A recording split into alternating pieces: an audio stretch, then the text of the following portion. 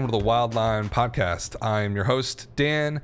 This is a new podcast about the movie business, specifically about the box office and how well movies do, or in some cases, how well they don't do, or flop or bomb or whatever you want to call it. I have been obsessed with the box office for the last 20 years about now, which is crazy.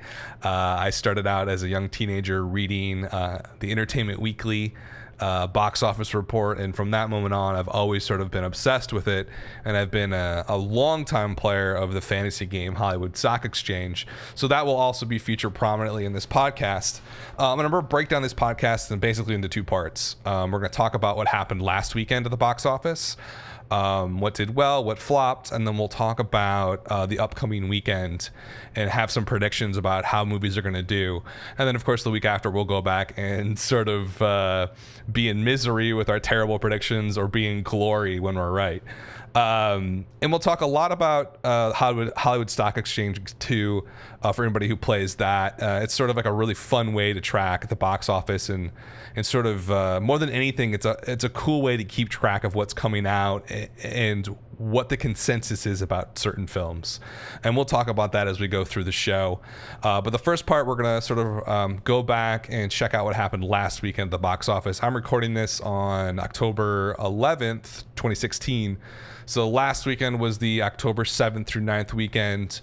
We had a couple of big openers that I was really psyched about and really interested in seeing. The first one, it came in at number one, The Girl on the Train by Universal, based on the bestseller starring Emily Blunt, came in at number one at the box office at $24.5 million. And that was a per screen average of about $7,800. Now, you probably don't often hear a lot about per theater averages, and that's something I kind of wanted to sort of educate people on and spread in terms of just talking about box office and how it works. A lot of the times when people run down the top 10 of what happened at the box office the last weekend, all you're really going to see is that top number. So The Girl on the Train this last weekend did $24.5 million, but that's just the sort of top line story. You're not getting any of the real details there of how well it actually did. Now, obviously, $24.5 million is a decent haul, but what the really interesting number is how many theaters did it open in, and what was that average per theater. And that's how you end up with the weekend gross, that final number that you usually see in USA Today or wherever, in New York Times or something like that. And so the per theater average for The Girl on the Train was $7,800. And so you multiply that times the theater count, which was 3,144. That's how you get that $24.5 million number. And before I go deeper into that, I kind of want to talk a little bit about like Girl on the Train and sort of its path here. Now, I didn't read the book, and I sort of was not that familiar with this production until the trailer dropped. I want to say it dropped over the summer, maybe even a little earlier. But the moment the first trailer dropped for The Girl on the Train, it became quite obvious that this film would be a direct ripoff or paying homage to the style of David Fincher's Gone Girl, which came out in the fall of 2014 and did quite well. It had that really sort of gritty look to it, especially the trailer for Girl on the Train. And it just seemed like it was almost a direct copy of the Gone Girl style. And so I loved Gone Girl. Well, that's not really true at all, actually. I've seen Gone Girl a lot because it was on HBO for like the last year straight. And I love David Fincher. I think he's an amazing director. I just felt like the story itself was really bad. Like really bad. And just poorly written. The characters didn't really make any sense. I know it was a best-selling novel and everybody was all about it when the book came out. And I think that's part of the reason why it did so well. But David Fincher just put this style on it that was so wonderful. But even he couldn't save it from the story itself. Well, I just found kind of gross and kind of insulting as a viewer. It just seems so. It seemed like basically a Lifetime movie made by David Fincher, which is kind of cool and amazing, but it's still a Lifetime movie. It's never going to be what I would consider like high art. In any event, it did really well. It did about, I think, 61 million domestically. Or sorry, what did it do? It did 61 million was its budget. It actually did 361 worldwide, I believe. Which is fantastic for a movie like this. And did domestically, it did 167. That is outrageous. I had forgotten about that. So you had a movie open up in October, which is not usually the hugest months for box office. You got to keep in mind that like January and September are the two worst months in box office. October just recovers a little bit for that September sort of slump. So you usually don't see movies like this do that well, especially a thriller rated R that's 2.5 hours long. It's kind of mind-boggling that it did this well. But for some reason, it just really clicked with audiences. It opened at 37.5 million in October of 2014. And it just, it just kept going and going. And I'm trying to calculate the multiplier of this film. And when I say multiplier, what I'm basically saying is, what was its final domestic total gross for box office divided by its opening weekend. And that gives you its multiplier. So Gone Girl did 167. And it opened up at 37, so its multiplier was 4.5, which is outrageously good. And I'm kind of blown away by these numbers because you usually don't see something like a 4 is just really, really, really good. Usually what you'll see a 4 kind of multiplier is a children's film that's done very well. They can like Inside Out, I think, at a 4 multiplier. Usually the multiplier for a film, depending on the quality, is going to be about 3-ish. If it's not very good, below 3. If it's really good, probably above 3, but probably in the 3 range. Gone Girl just did so well. In any event, so it had a very specific David Fincher style to it, very thriller-esque. Almost felt like a mid-90s film. Just very well. Something you would have saw in like Dimension, but it's like kind of like a sex thriller. Remember those? I can't think of anything off the top of my head, but you guys know what I'm talking about. You are over 30. In any event, Girl on the Train sort of really, at least the trailer-wise, really copied that style. And I had thought that the film was going to do a similar number to Gone Girl.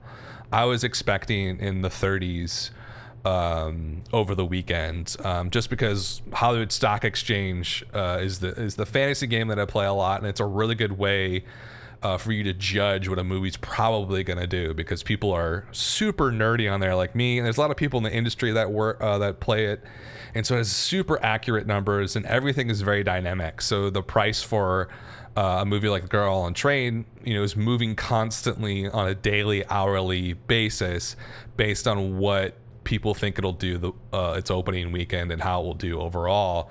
And I can't remember what the pricing was on Girl on the Train, but I think people were thinking that it would do at least in the low 30s, maybe mid 30s. And then that's sort of the week before it opened, and this is a really common occurrence, people were really hyped about it, and there was a lot of sort of interest in the film, but then the reviews started rolling in a few days before opening, and it turned out that the film was not very good. I would say the reviews overall were mixed. I'm gonna look up the Rotten Tomato right now just to give you exactly what people thought about it. But it was clearly not as well reviewed as Gone Girl, which is very highly reviewed. Girl on Train, and when I first checked it, when the reviews are coming in last week, it was around the 60s, and I was like, oh, that's probably not good.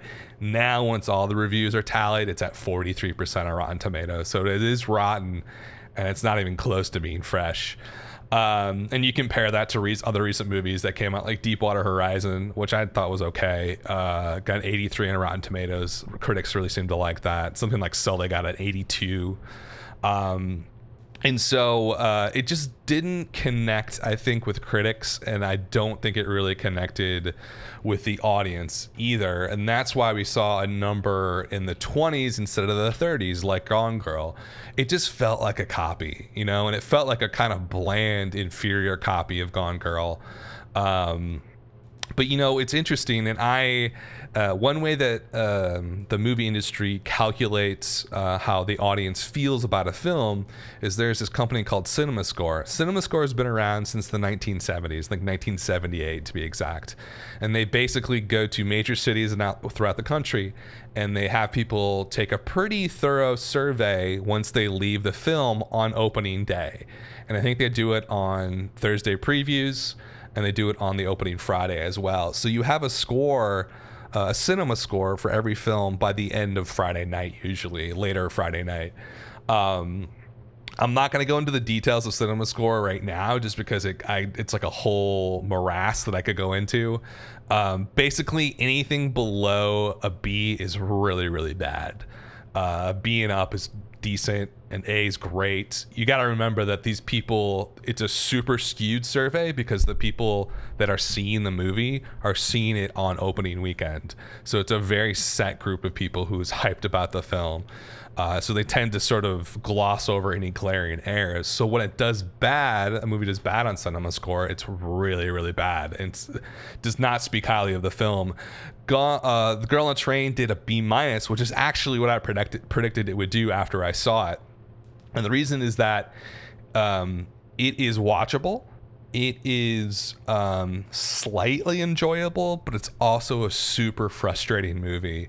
As opposed to Gone Girl, which I think, despite the fact that I had problems with the writing, it was just so well done, and that's the reason why whenever it's on HBO, I'm just going to have it on the background and just watch it every so often, because it's just beautifully done, beautifully produced. The cinematography is amazing. The coloring of each scene is so wonderful. It was such a piece of art. And Girl on the Train is just not a piece of art. It's just like a kind of a trashy thriller, and the plot is terrible. I'm sorry to anybody who read the book, but it was not a good movie overall, and a B- reflects that in its cinema score. So you had Girl on the Train, which sort of underperformed. I don't think it's going to do well in the long term because of that low cinema score. So I don't even know where it's going to end up. It opened at it's at 27.6 now million. It opened at 24.5. So you do a $24.5 million opening weekend times like maybe a 2.8 multiplier. You're talking like around $68 million, which isn't terrible for a movie like this. I think Universal expected it to do a lot better. I think that's who produced it. Maybe, who knows? It just didn't pop like I think a lot of people thought it were, and I think everybody in Hollywood Stock Exchange was just like, yeah, this is going to pop, this is going to do well, and then all of a sudden it crashed over the weekend when the numbers started pouring in on Friday morning. What's interesting about that is, now we have previews, showings of movies on Thursday nights, as opposed to like it was before, where it was like midnight at Thursday, but now it's like it was at 10 p.m. Thursday, now it's at 7 p.m. Thursday for a lot of films.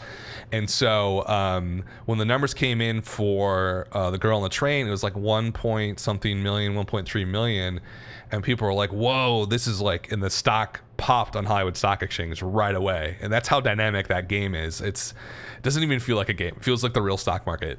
And that stock popped right away because we're like, well, that is more than what Gone Girl did for its previews. But what people forget is that Gone Girl previews started at 10 p.m. and The Girl on the Train previews started at 7 p.m. And this is really wonky, but this is what this podcast is about. So I warn you, if you are not into this sort of stuff, you probably are not going to want to listen to the rest of it, because it's just like a super wonky view of the box office and the movie industry in general. So Girl on the Train, I would say underperformed overall compared to what I think a lot of people had thought it was going to do. I actually saw it, did a little market research and saw it. Not a great movie. Wouldn't want to see it.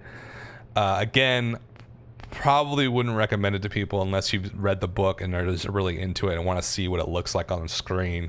Emily Blunt's all right. She's okay. People go on about her performance, even in the negative reviews, that like, oh, she was great. It was just sort of like, well, she plays like an alcoholic and she's drunk all the time, and I just didn't feel, it felt really hammy in a way, even for her. And I think she's a great actress in general. It just felt really hammy. The whole thing felt hammy. Hammy and ham-handed, if you will, a little GRE word. So Girl on the Train underperformed. And we won't necessarily go through every single movie. I'll probably just hit like the highlights of the big stuff that opened up. The other big movie that opened up, really big buzz around this, The Birth of a Nation. Obviously with its very incendiary title. So this was a movie that had a ton of buzz out of Sundance. And that's where I first heard about it. And it's been one of those movies that has been on my radar since Sundance. So it's been on my radar most of the year. And there was such a huge uproar about the film at Sundance that you couldn't avoid it. You couldn't avoid this movie.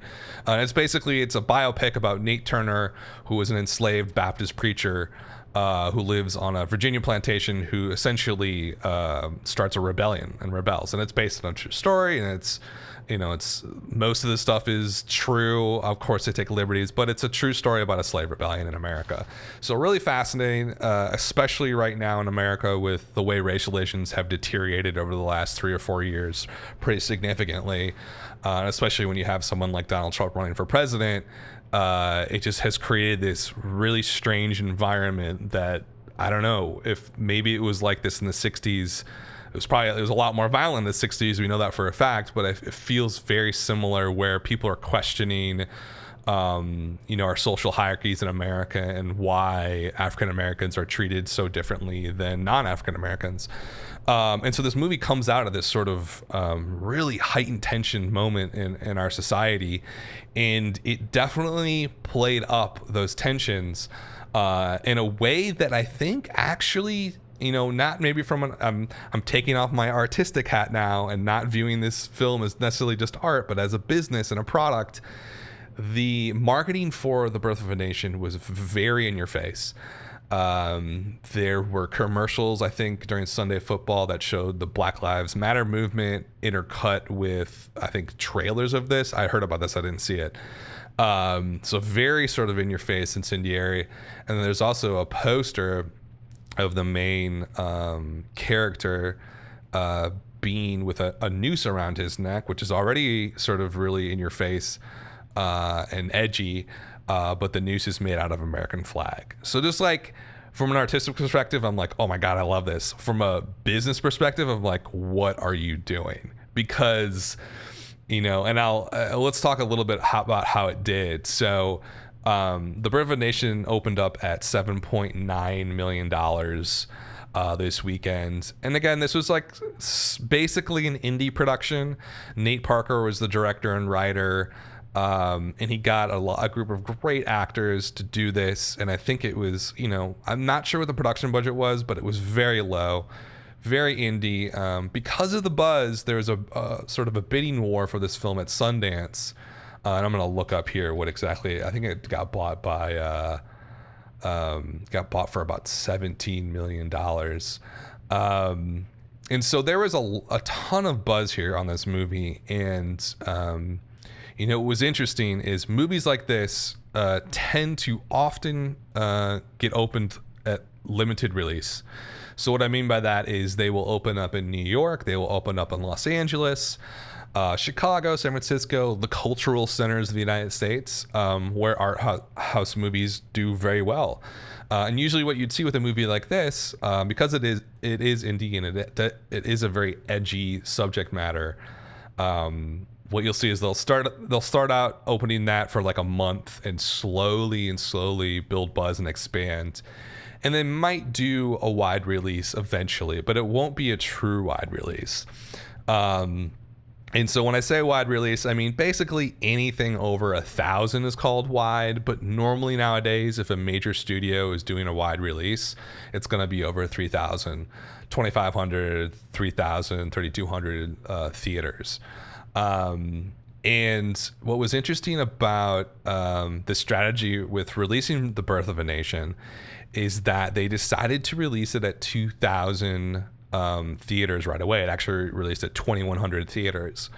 Not something you see with a movie like this, hardly ever. It was Fox Searchlight who actually bought the distribution rights back at Sundance in that bidding war.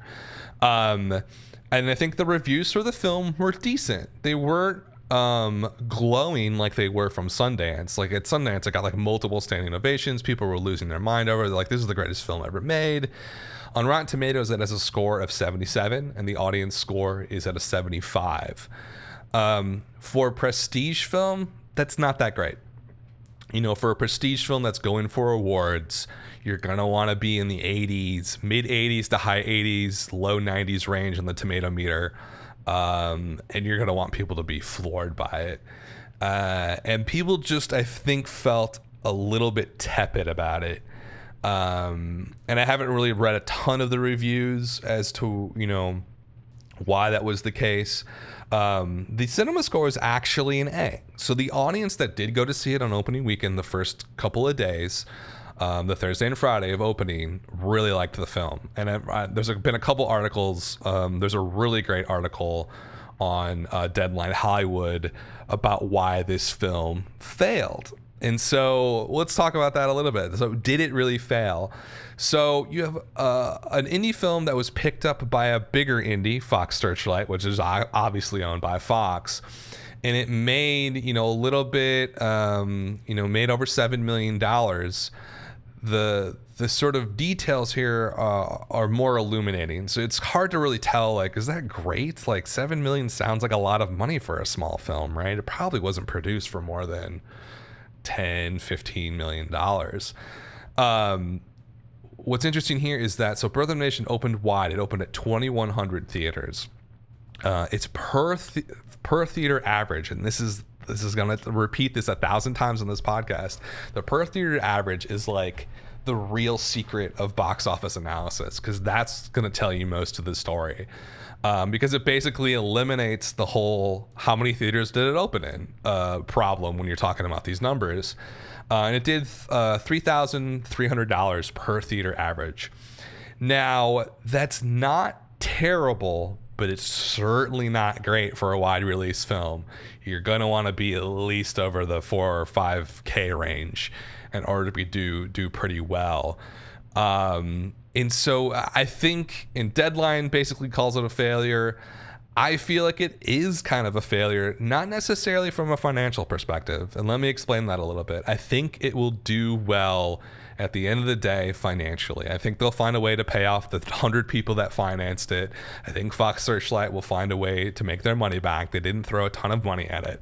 Keep in mind, though, so when we're talking about these numbers, you say, oh, a movie's made for, $15 million production budget.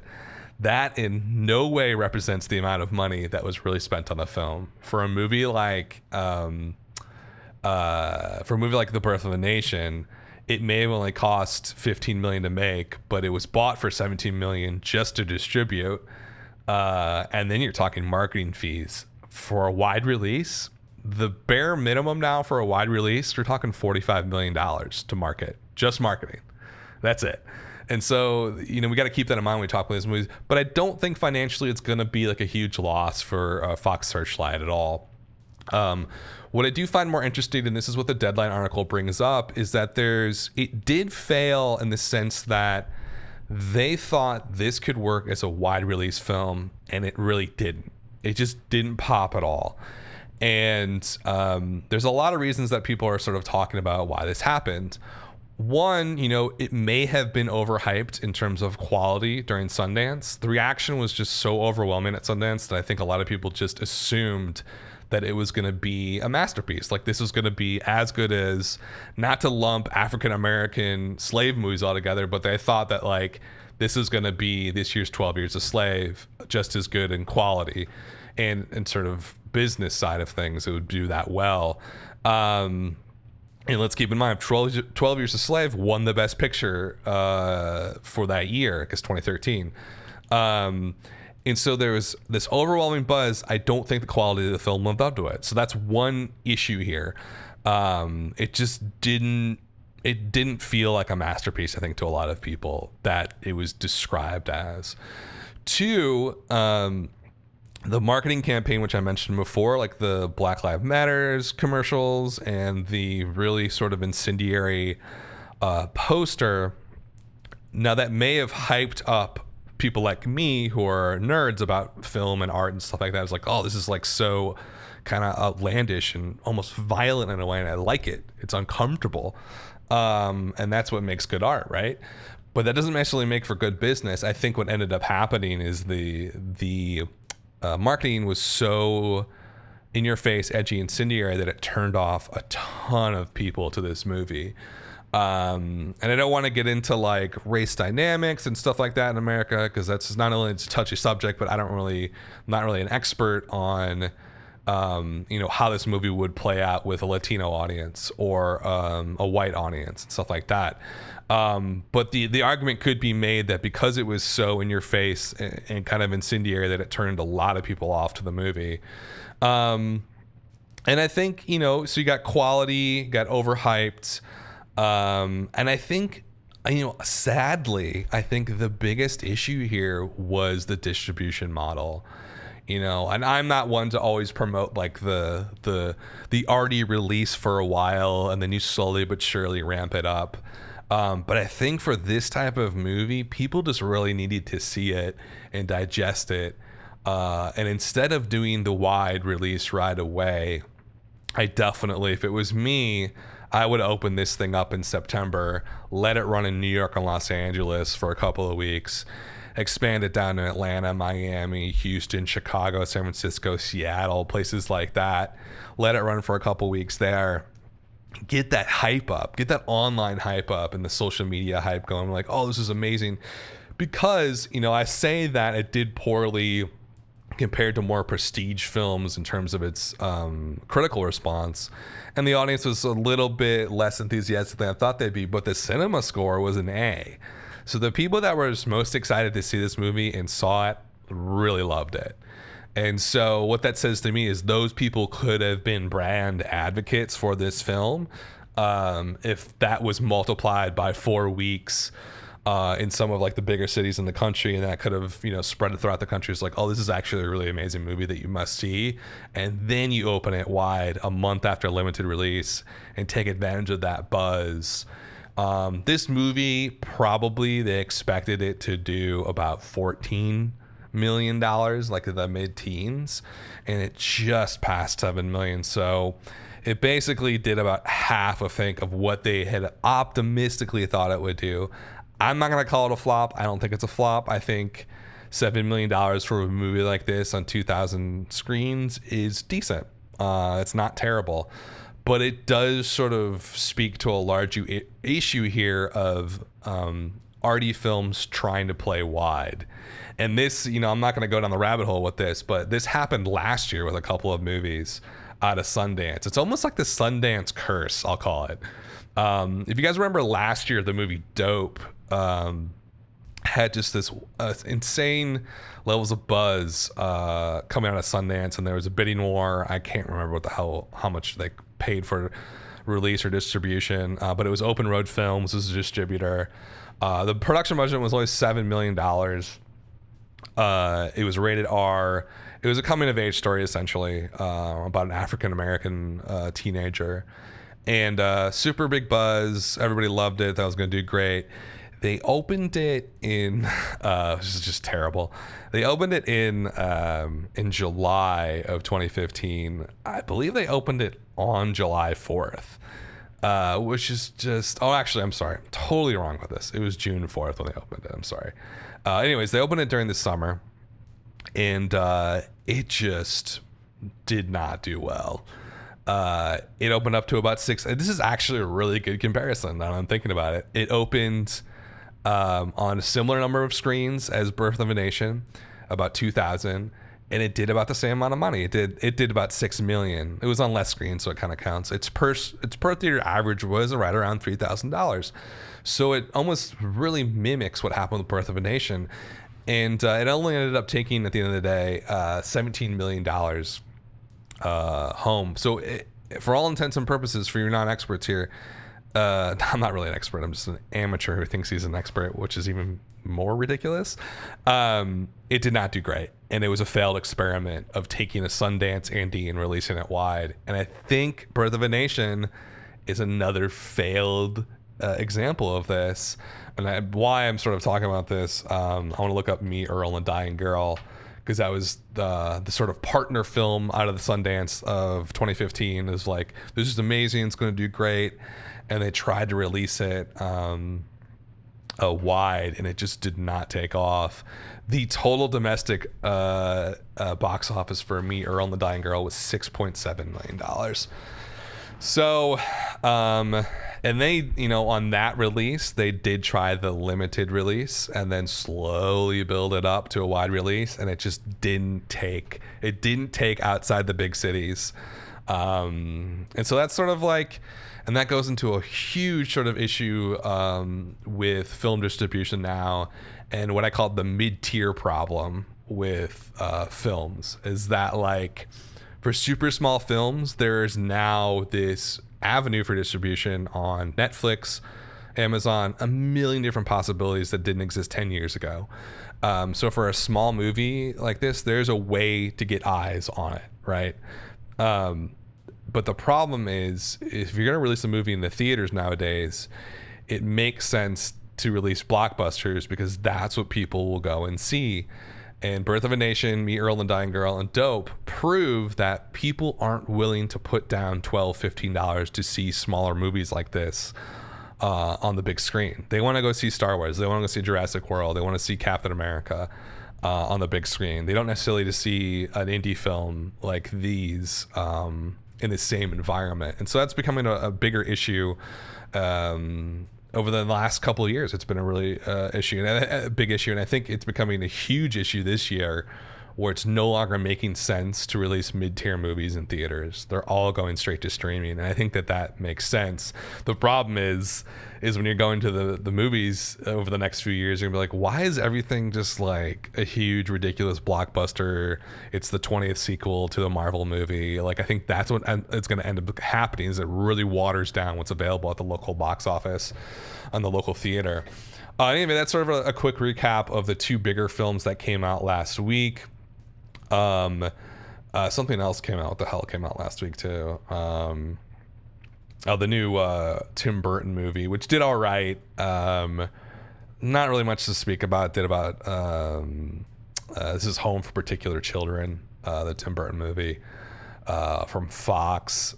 Did 53 million so far on that weekend. There, it did 28 million, which is not terrible. Is that right though? I feel like that's wrong. Let me just double check this. Yeah, that's wrong. I'm totally off about that. So Home for Particular Children, the Tim Burton movie, did 15.1 million last weekend. I was reading the total so far. You know what's really fascinating about that is that movie has doubled the total gross for Girl on the Train so far, released on the same day. Nice little tidbit for you. That was the big stuff that came out last weekend. And I want to kind of move on to what's coming out this weekend and sort of talk a little bit more about Hollywood Stock Exchange and what it's all about. So Hollywood Stock Exchange is essentially a fantasy game for people who are super into movies and box office receipts. And essentially every movie is a stock, and it gets priced on essentially what people think it'll do at the box office. And so let's talk about the big movies that are coming out next week, and then sort of giving examples of how this works. And it'll help us sort of talk about what the overall consensus is for predicting how well a movie will do. So the biggest movie coming out this weekend is going to be The Accountant. Now, this is the Ben Affleck movie with Anna Kendrick as well, co-starring. Yeah, it's getting a super big wide release. It's getting 3,332 screens. It is this kind of a strange movie. From what I can gather on the trailer, it's almost kind of seems like a John Wick kind of knockoff. Not that it could be a John Wick knockoff, but John Wick came out like 2 years ago. But it was just such like an iconic moment. I think it's just like it's like people saw John Wick and are like, yes, I want a movie about a guy whose dog gets murdered and then he takes revenge on a whole huge organized crime organization because of this. I mean, it's just like, it was brilliant and it was so much fun. It just reminded me of those old trashy mid-90s action movies that were just like pure fun. And I think The Accountant is trying to sort of piggyback on that. And so Ben Affleck's the lead. J.K. Simmons, I think, is in it. I gotta double check on that. I think he's in it. And yeah, he is in it. Who else is in it? John Lithgow's in it. John Bernthal, for you Walking Dead fans, Shane, who's an amazing actor, by the way. He's so good. When you watch Walking Dead the first 2 seasons and you're like, okay, like he's Shane, like that guy's got to be like Shane in real life because he played it so well, right? But you see him in other movies, you're like, this guy is outrageous. He's an outrageous actor. He was in Show Me a Hero, amazing. He always plays these little small parts and just steals that entire scene. Show Me a Hero. He was in Sicario for like a hot minute, and he was amazing in it. Totally stole that scene with Emily Blunt taking it back to Girl on the Train. In any event, John Berthal's in The Accountant. It is a rated R sort of action movie where Ben Affleck, I guess, plays this sort of freak kid who has like, I don't know if he has like a special power, who cares? There's something special about him. He ends up becoming a hitman, and he's also an accountant. That's what I could gather from the trailer. But I'll tell you this, when I saw that trailer, I was like, there's something about this. And I think it just going back to the John Wick thing, it sort of reminded me of the fun mid-90s action movies. So I thought like, maybe this might pop off a bit here. Just because it seems it has something special.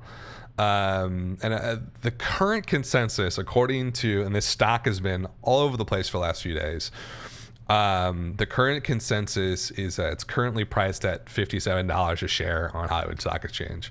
What that translates to is, and I'm not going to go into this now, it translates into an opening weekend of $21 million. So a little bit lower than Girl on the Train. I feel like this is a movie where it can go either way and not in between. I either think people are going to jump on board to this weird action movie with Ben Affleck, the new Batman, as this weird freak kid who grows up to be an accountant and a hitman. It really sounds ridiculous, doesn't it?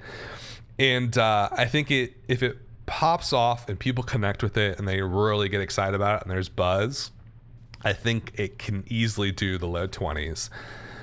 But if it doesn't connect with people, I don't see it having a middling performance. I see it sort of flopping, and that would be probably in the low teens, like $11-10 million. And so my sort of call on this is that if you sort of take a look at what's open already, Girl on Train, you got Birth of a Nation. What else is still playing? Let me just double check. Deepwater Horizon's still out there. Magnificent Seven, Storks. That's not really going to play to that crowd. And Home for Particular Children, Middle School. I forgot that came out. Sully. Those are the stuff that's still out there in like the top 10. Don't feel like a lot of these are going to take away. The only one that would take away would probably be Magnificent Seven, and that's been out for about a month now. So it definitely has a somewhat wide open reign here. But that's not the only thing getting released this weekend. There's also the Kevin Hart movie, which I think is just like a concert film. It says concert film, but it's not. I gotta double check on that. Oh no, it is. It's a stand-up movie. Okay, I didn't even know that. I thought it was like an action movie. So the new Kevin Hart movie coming out. Again, it's sort of a specialty play. Like, it's not going to do a ton of money. I'm not even sure how many screens it's opening on. I think it's opening on 2,500 screens. So it is a wide opening, but I don't know. I can't see that doing more than, let's see if I do my math here, maybe 7 million, probably closer to 5 or 6. Not going to be a huge factor. There's also Max Steele opening. And I know next to nothing about this film. I probably should have done more research before I recorded this podcast. I don't care. Who is the time? Max Steele. Teenage Max McGrath discovers that his body can generate the most powerful energy in the universe. Steele, Josh Brenner? Oh, nice.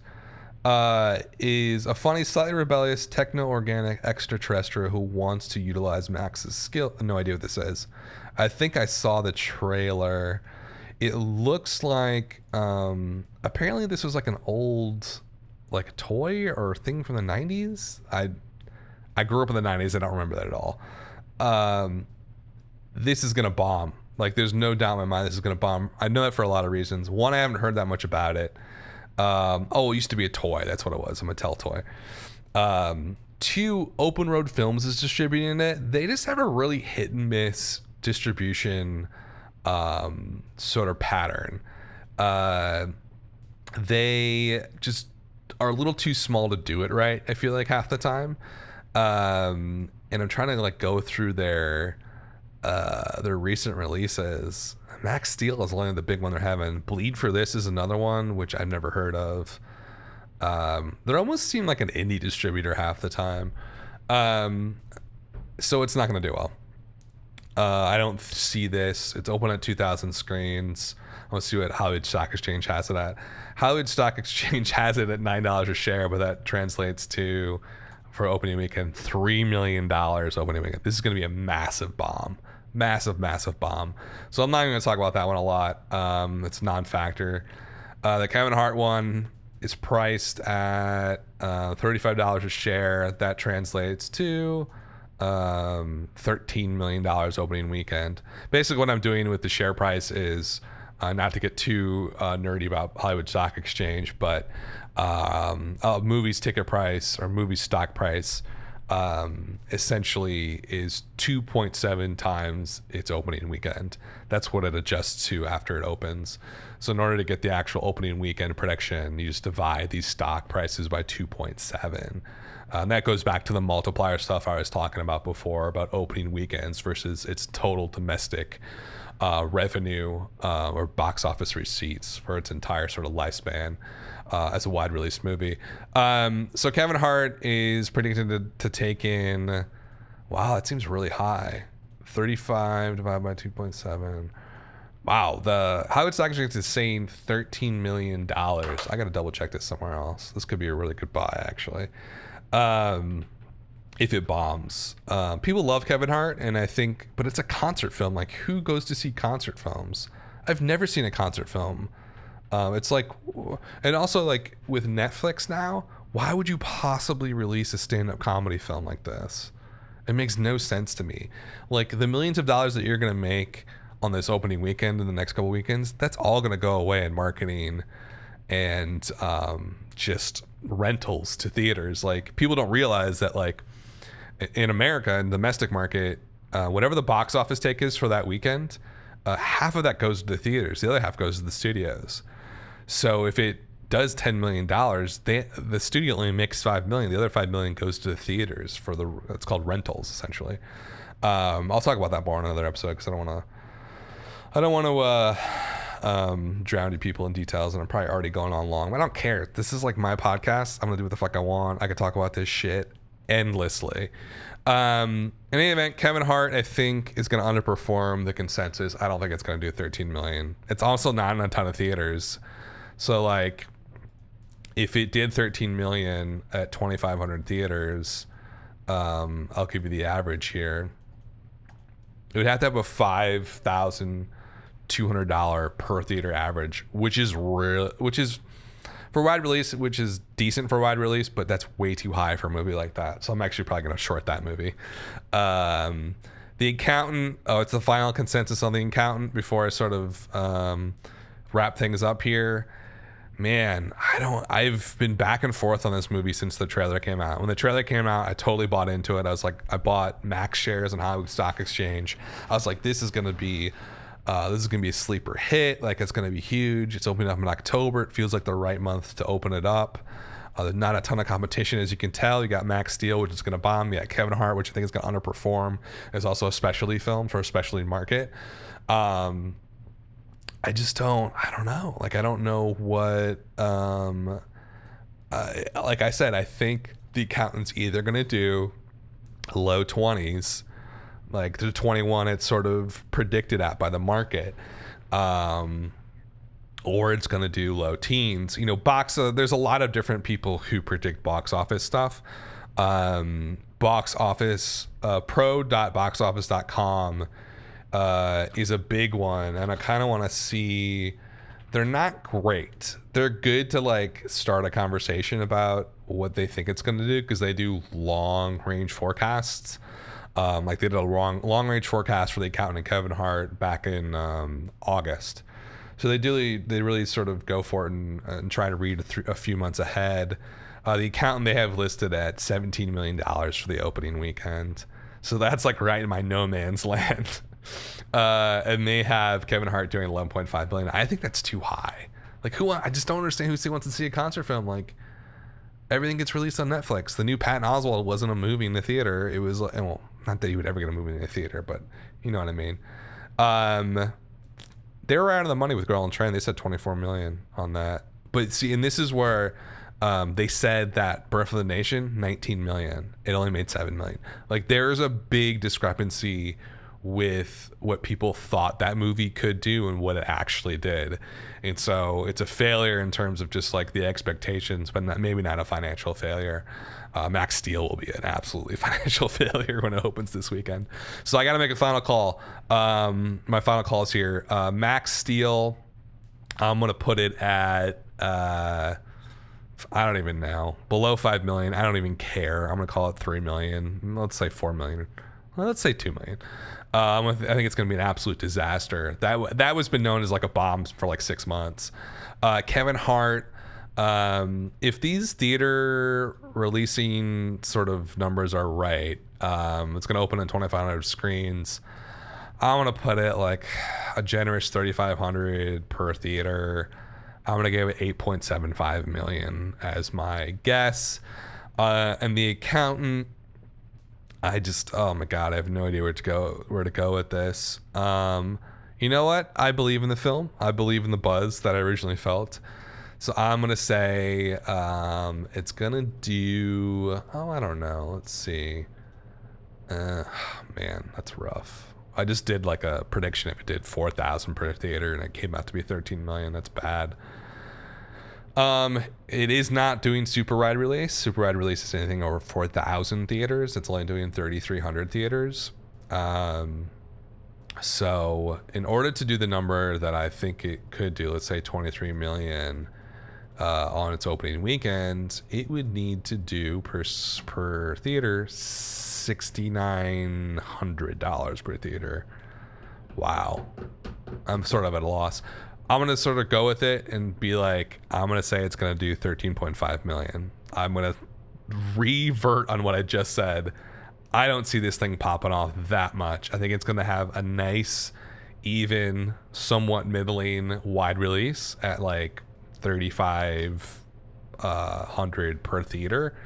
And that'll put it about 13.5 to 14 million dollars. So those are my guesses for next week. If you're interested in this sort of stuff, good resources to go to are Deadline Hollywood. They have the best numbers the quickest. And if you're super interested and really want to learn more about the movie business and how much money movies make, definitely check out Hollywood Stock Exchange, just because it is the best way to really focus on it, and it forces you to sort of make decisions about movies on a weekly basis, where it's like, I gotta make a call on The Accountant this week, I just have to. And if you force yourself to play that way, it can be really fun and exciting. And if you get other people into it, like I got a couple people that I play with, that I'm sort of teaching the ropes a little bit of the game, it's even more fun. Anyway, thanks for listening. This has been The Wild Line with Dan. I'm going to try and do this every week, and we're just going to sort of do the same thing, talk about box office numbers from last week, and do some predictions for next week. Thanks for listening, guys. Have a good one.